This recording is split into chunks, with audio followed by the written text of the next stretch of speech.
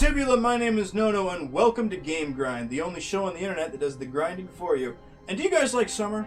What does it make you think of? Bright suns, cool water, giant metal men? Oh no, that's just Bioshock. The absolute classic came out in 2007, August of 2007, and Bioshock 2 came out in 2010. So these two games were received very well. The second one not so much, just because it kind of focused on aspects that the first game kind of did well and the second game kind of didn't. But both these games got a remaster in 2016, and I have not played them yet, so let's dive right in to Bioshock 1 and 2 Remastered. Ah!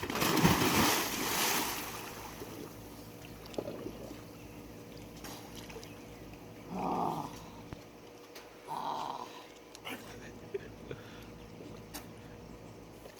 Let's begin with the truly classic Bioshock, one of my personal favorites. It sets Jack, a faceless protagonist, in an airplane crash conveniently outside of a large lighthouse in the middle of the Atlantic Ocean, at the time about 1960. Diving fathoms under the ocean into the utopia Rapture, led by Andrew Ryan's ideals, where men should not be constrained by other men, only by God. Artist, engineer, scientist, did not matter. All were able to freely express themselves through their works. This naturally, of course, leads to men sticking long needles in their arms until they can throw lightning. Nope, I'm not there yet. Nope, still not there. This leads to the formation of Atom, a substance found in the slugs that roam the ocean floor. It allows your genetic code to be wrote in whatever language you want, usually in the form of lightning! Of course, the residents of Rapture begin splicing with Atom to make themselves beautiful, more athletic, or, throw bees out of their fucking arms. Naturally, the residents overdo it and start to go mad for more Atom, killing others, stealing, quickly turning Rapture into a dystopia.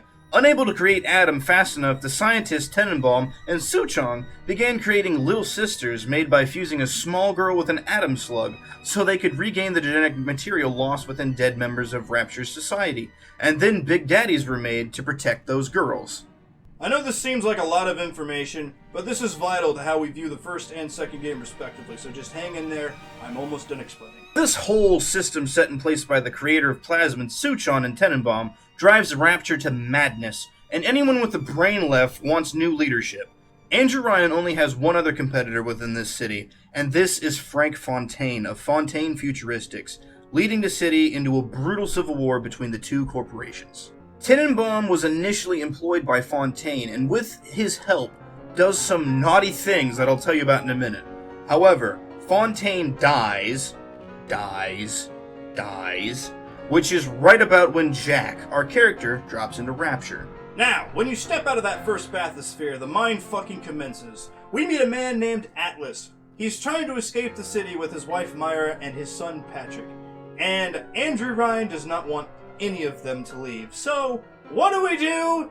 We just try to help him, I guess, because that's what we do when we just show up in a city and say, I'm here, and then a guy tells us to do stuff. Ryan blows up the bathysphere holding the two family members of Atlas, leading to Atlas going batshit nuts and commanding us to go and kill Ryan for him. Upon reaching Ryan's office, he gives us one of the biggest mindfucks I've ever received in all of my gaming career. I don't think I've ever gotten over this one. I was 10 years old when I played this game for the first time, and it confused me so deeply. But I loved it! You think you have memories. A farm, a family, an airplane, a crash, and then this place. Was there really a family? Did that airplane crash? Or was it hijacked? Forced down by something less than a man, something bred to sleepwalk through life until they are activated by a simple phrase spoken by their kindly master. Was a man sent to kill, or a slave? A man chooses.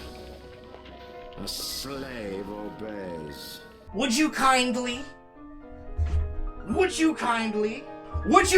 throw this game right at my face? Comedy! Yes, the simple phrase Atlas uses throughout the whole game was a phrase set to mind control us. But how? We were just a sad sack of a man whose plane crashed, right? Wrong! Now this is where it gets a little bit tricky, so hold on to your tushies with me, we're almost there. So you learn from Atlas shortly after you kill Ryan that he is not who he says he is, but in fact the deceased Frank Fontaine. Ryan got a woman by the name of Jasmine Jolene pregnant. Ryan did not want to have a child with such a woman, as he says, so Jolene sold her fertilized egg to Tenenbaum, who was still under Fontaine at this point. Given plasmids to expedite aging, and giving a mind-fuckery treatment, Jack was created and hidden till Fontaine had died, then promptly crashed a plane, as was his mission, to kill Andrew Ryan, his father. Not all of the storyline is given to you from the main story itself. Several of the missing links of the storyline are actually given to you from audio logs you can pick up throughout the game, which is so cool. And normally I would not really go into the flavor text, but Bioshock's flavor text is so important to how you view Bioshock. It's crazy, and I assure you they are all worth listening to. After you achieve your purpose, Fontaine tries to exterminate Jack, to cut loose ends now that he controls the city. But you are promptly saved by Tenenbaum, the lovely lass who helped create you. Now Jack's mind control is broken, and after creating a plasma that heals his body from the mental exhaustion, Fontaine saying code yellow, he goes to fuck up Fontaine. Now in this next chapter we get to become a big daddy in order to fight Fontaine. And of course, since Fontaine has taken control of the city, he has juiced himself to all hell with every piece and tiny sliver of atom that he could possibly get his hands on, and it has turned him into what I can only assure you is a silver Greek statue from a mythos that I have no interest in reading. However, the choices that you made throughout the game and how you dealt with the Little Sisters determined your ending, and although I look like an asshole, I'm actually a very nice, kind-hearted man, and I could never do anything to harm these little girls. Fuck, that plot was complex, and incredibly unique, and under 17 hours. So tell me, why in God's name does this exist? Anyway, now that we have this amazing story underneath the context of this gameplay, what does the game have to offer us? Awesomely unique. I haven't seen a game in quite a long time to have this many new ideas in a first-person shooter category. Since this came out in 2007 alone, ultimately brilliant. The plasmids are powerful but not game-breaking, and hurling elements at enemies at will whenever you want is totally liberating. Not to mention the plasmid tonics that allow you to do so much more, like go invisible, research containers, have more health, or even as simple as aid you in hacking. Even the damn guns are amazing with all the upgrades you can get on them, and the shotgun in this game is one of my favorite in all of my gaming history. And the revolver is just as amazing too.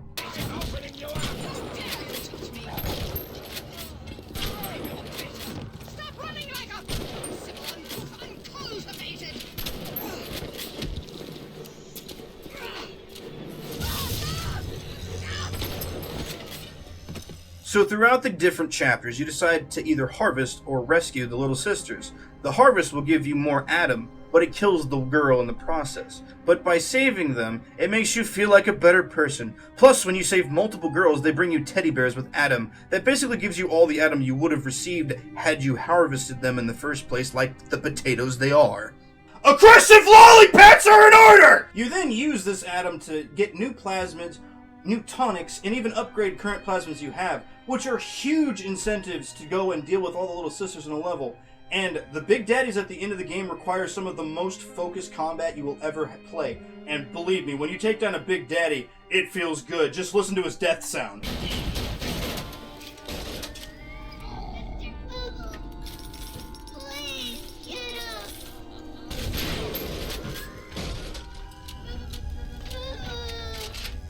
Nice! Whether you are prepared or not, these metal boys will rip you a new asshole, literally. But keenly observed, you can use the environment against them, stun them with plasmids, maybe even just pump enough shotgun shells down their damn helmet till their corpse stops twitching. You can even fight fish!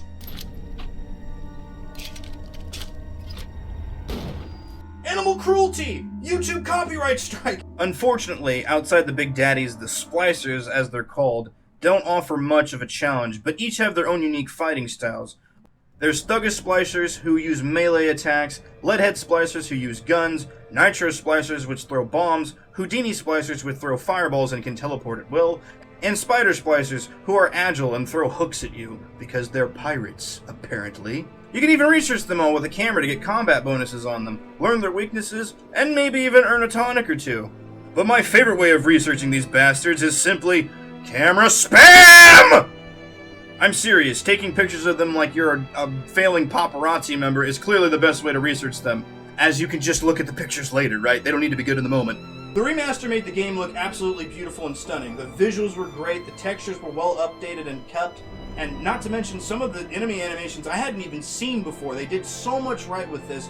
It was really nice, and it breathed new life into this series and made me love it even more. And that's not even to mention that they added even an additional content where you can play through 3 different scenarios, and they're like puzzle rooms. It was really cool to play through. Not so much something I want to touch on, but it was really a really cool incentive. And also they added a museum where you could see the production of what a splicer looked like when they first thought of it, what Big Daddies used to be, just art in general. And it was really, really cool to see how they got from there to what the game actually was. But with all this, that wraps up the first game tightly with a bow. Absolutely love it, absolutely adore it. But now, let's talk about Bioshock 2. Bioshock 2 was the less popular sequel to Bioshock, mainly because it took hold of the whole Big Daddy-esque thing a little too harshly, according to some people, but I didn't think the game deserved that kind of weird cliche attached to it, because I still think the story's pretty great. So let's talk about it. Bioshock 2 focuses in on Subject Delta of the Alpha series of Big Daddies, whose little sister, named Eleanor Lamb, was taken from him by her mother, and then promptly commanded to commit suicide in 1958, 2 years before the first Bioshock. Flash forward 10 years to 1968, and Delta is revived at a Vita chamber to save Eleanor from her oddly psychotic mother, Dr. Sophia Lamb, who deals with ethical psychiatry. Along the way, you find Tenenbaum, who looks like an actual unique character in the city, saving little girls from rapture. Because someone, Sophia Lamb, is making new little sisters to keep up the work of atom harvesting, since most of the little girls have grown up by now. She points us towards Augustus Sinclair, who was a top businessman with Ryan at the city's peak. He even built Rapture's high-security prison for Ryan to house criminals. Throughout the story, Sinclair tells us of the true identity of Subject Delta, which is Johnny Topside, a man who made it to Rapture in a diving suit and was arrested and turned into the very first Big Daddy, and given an unbreakable link to Eleanor and Rapture itself, so he could never stray away or he would die. Now, again, choices are a very big driving aspect behind how Bioshock 2 ends for you, and how it's played out, how you deal with the little sisters, and even how you deal with some people from Delta's past that kind of blame him for everything, like Grace, who was the carekeeper of Eleanor before she was turned into a little sister. She blames Delta for taking him, even though Delta wasn't even a Big Daddy at this point. Stanley, who sold out Delta to Sophia Lamb and ended up killing him in the process. And even Sophia Lamb herself. All these people are dealt with in the story, and however you teach your damn daughter how to deal with them. And it's pretty damn cool. However you dealt with the choices, you fight to Eleanor, get captured, and then you control a little sister and see the world through their eyes as a lovely utopia, which was a really unique twist to a game series that I already known and loved. You then save Eleanor, who in turn saves you. You fight your way out of Rapture and quickly die due to your link to Rapture, but you live on through Eleanor no matter what your actions. Now, this plot is nowhere near as complex and amazing as the first Bioshock, clearly, but it still has a lot of good merit to it, and I do still enjoy it. However, I did not like how they like to bring up characters that were in the first Bioshock, and how they had to add stuff from Sophia Lamb into it, like she was a significant player. But Bioshock 1 never dealt with her, and it really felt artificial that they were kind of just inseminating her into the plot with audio logs of her fighting Andrew Ryan and like a debate, and eventually leading Andrew Ryan to put her in prison. It just all seems kind of just pushed together, kind of just injected like plasmids into our bloodstream. It's just weird. I'll give it a pass because the rest of the game and the gameplay itself is damn good. Subject Delta not only takes way more damage than Jack ever did. Seriously, I healed so many fucking times, it was bananas. But he is also 150% more badass. armed with a completely unique arsenal of a drill, rivet gun, grenade launcher, harpoon gun, remote hacking thing, a shotgun, yes, and a machine gun. He shreds through even the toughest enemies if played right, all while using a plasmid in his other hand. Plus, he switches through ammo like he hasn't had an orgasm in 10 years. Oh, wait. Plus, you can have fish combat!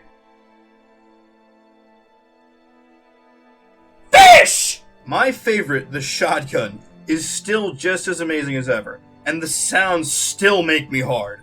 The splicers of the second game didn't change, other than extending the limbs of the spider splicers, and adding the lovely brute splicers who throw concrete at you like it's easy. And since we are a big daddy, we can save little sisters, and instead of giving them their lollipats right away, we can have them gather Adam for us. Another awesome mechanic to add, and we can even have them lead us. And she rides our shoulder, and she's so goddamn cute! Aggressive lollipats! They even added a combat after all the little sisters in a level are saved. A big sister comes to fight you, and if unprepared, you can get your shit kicked in through your lovely faceplate. How dare you interrupt my pats! Obviously, I'm not going to talk about the graphics again in this game because they are the same great remastered quality that the first one was in. However, I will say that the quality of the sounds in this game and the first game were so much better done than the original. Like, from subtle steps of a big daddy to just something as quiet as a turret clicking on. It was so impressive. And let me tell you, when you hear that little bitty... there's gonna be a stream of bullets in your ass like America whenever they find out you have oil, okay? It's not okay. I'm not gonna hide it. These games were incredible back then and they're incredible now, and I absolutely love them. They totally deserve a remaster, and I highly recommend if you have not played a Bioshock game, play the first or the second one that got remastered, because they are so damn well worth it, and they are honestly one of the best mindfucks I've ever had in my life. But that is going to do it for this episode of Game Grind. Thank you guys so very much for watching. Please make sure you go check out my Patreon page and maybe consider giving me some money. I have some perks and some tiers in there to give you guys some extra stuff. When we get enough money, production on Season 2 is going to start. I mean, I'm probably going to start it anyway, but it's going to go much slower because I can't take days off because you guys... Any contribution to me really helps, and I really would appreciate it. And also make sure you guys check out the Cutscene Cinema video that's going to drop with this video on the same channel, same time, same place, same everything. It's going to be all the cutscenes from the games, and it's also going to be any cinematic edits I did with them too, which I plan on doing a couple for this one. So thank you again so much for watching, and I will see all you no bros later.